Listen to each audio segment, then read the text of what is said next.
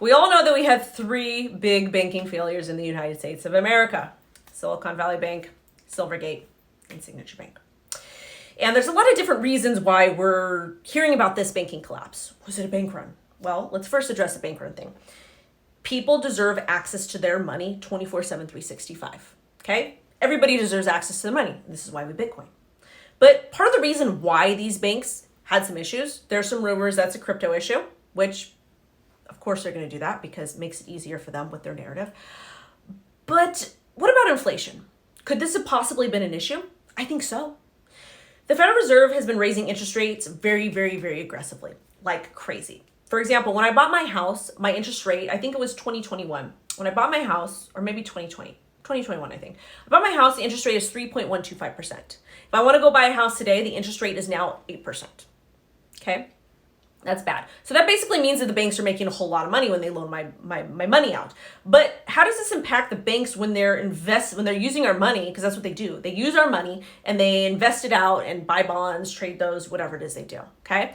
I think what happened with part of the banking collapse is that a lot of these banks, they got caught up with the rapid increase of interest rates. So the bonds and the different traditional instruments that they were buying to invest in, the trades weren't working out in that aspect because things are just running up too high. They weren't able to trade them fast enough. I don't know. That's just my opinion.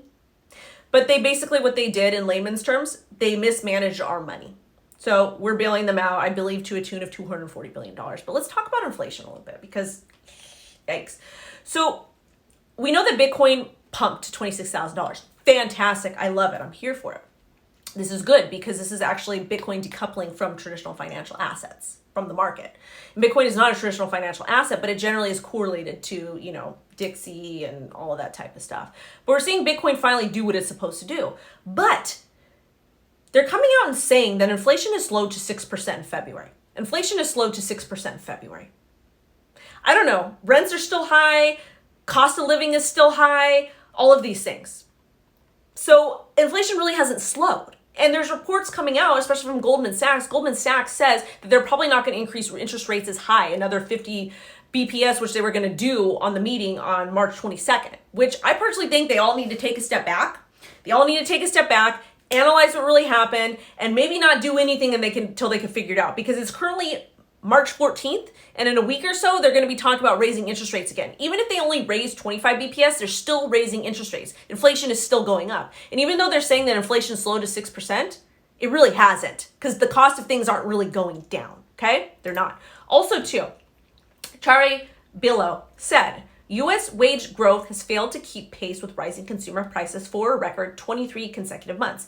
This is a decline in prosperity for the American worker and the primary reason why the Fed will hike rates for the 9th time at the March 22nd meeting. Another 25 BPS move is likely. So with U.S. wage growth, because people are not making more money, it's harder for them to purchase goods and services to pay their bills. And how is raising interest rates going to improve this?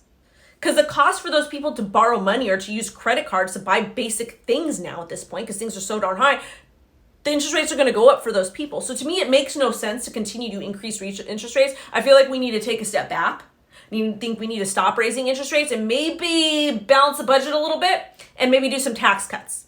Maybe some tax cuts so people have a little bit extra money to offset their wage growth. That's just my personal opinion. But inflation is here, it is real, and also understand the metrics that they use to calculate inflation are very different from the 1980s. And that does matter because everything should kind of be the same. But again, they remove things and they manipulate what they include in this. Why? Because they've got a narrative they have to follow. Money, and they want to get that re-election. Thank you all so much for watching. Like, comment, share, subscribe, do what you got to do, and I'll see you later, babes. Bye-bye.